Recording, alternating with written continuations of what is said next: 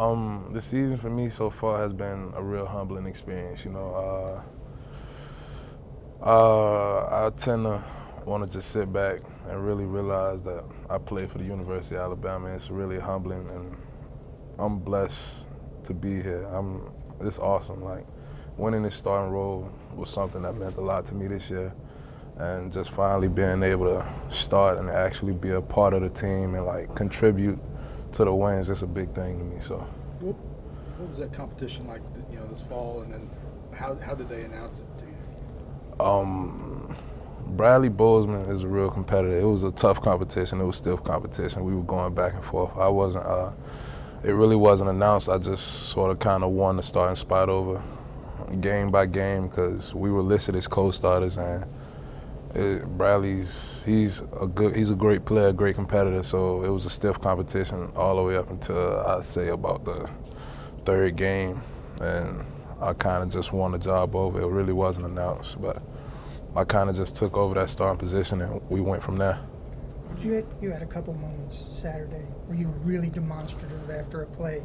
Did you think you guys really needed that pickup, or you gave a shot of energy, I think, to the offensive line?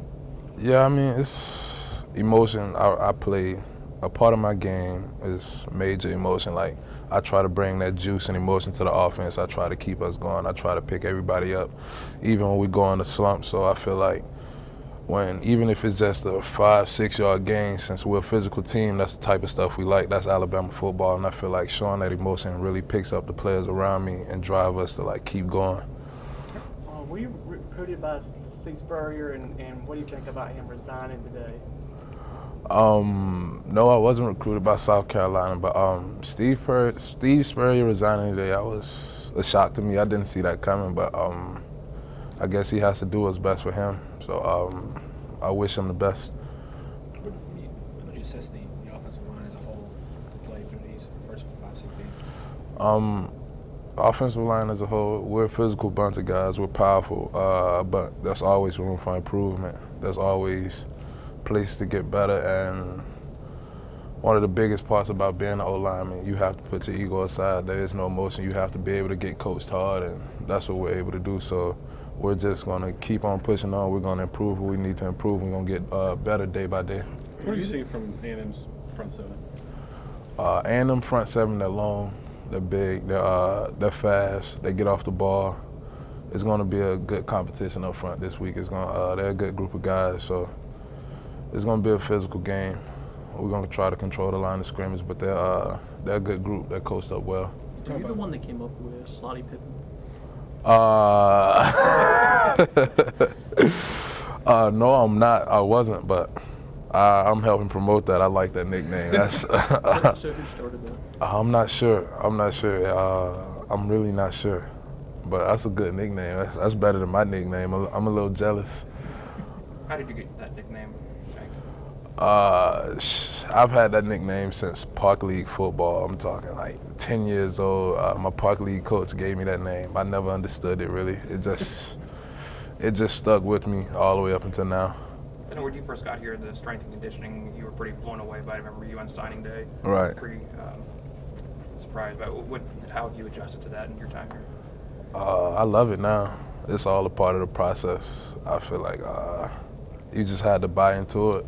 Like, coming in as a freshman, that's just something new to you. That's something new to your body. It's just something that you had to adapt to. And now I'm adapted to it. It's a part of my process. It's something I've bought into. And I'm all about the bigger, faster, stronger. So I'm all about the Bama way. So I'm really into it now. How bigger, faster, stronger are you, numbers-wise? Well, as a freshman, I came in 385. Right now, I'm 325. Stronger than I ever been, quicker than I ever been. So it's the results of that. It shows for itself. I mean, you don't win a starting job by not going through that process. That process is all a part of it. Kenyon mentioned yesterday that part of this, the offensive job, this game especially against A&M, is to kind of control the clock. How much do you expect this game to be a grinded out offensive game for y'all? I'm hoping it's that way. That's our style of football, grinding it out, running the ball, controlling the ball, controlling possession, controlling the tempo of the game. I'm hoping it's that way because that's Alabama football. That's our style of play. We like to get down in the trenches and grind and get dirty and run the ball. So if it's that way, it's in favor for us. Kind of along those lines, you mentioned A&M's pretty good up front.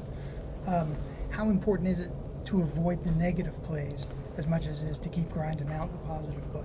I mean, like I said, A&M's a good defensive front, so avoiding the negative plays will be key and ideal to our gameplay Saturday, because we can't have the penalties, we can't have the setbacks, the discipline penalties. We got to be disciplined. We got to sit in there. We got to play ball. We can't shoot ourselves in the foot, so to speak. We can't stop ourselves. So we got to avoid all negative plays. You seem to have some fun with the fans going back and forth on the thoughts while running 110. How did that come about? That came about midway through the summer, where you just get tired of getting up at 6 o'clock in the morning and having run 110s. I think one day it just started out as a rant, because I think a golf tour was on. And I was like, man, I should have played golf instead of playing football. I could have been like the first 6'6", 300+ pound golf player ever on the PGA Tour. So it started from there, and a couple of my teammates was around me, and it just turned into a whole rant session from there. So that was pretty funny. We talked about the weights and other things like that, but how much do you think you've grown in your time here so far?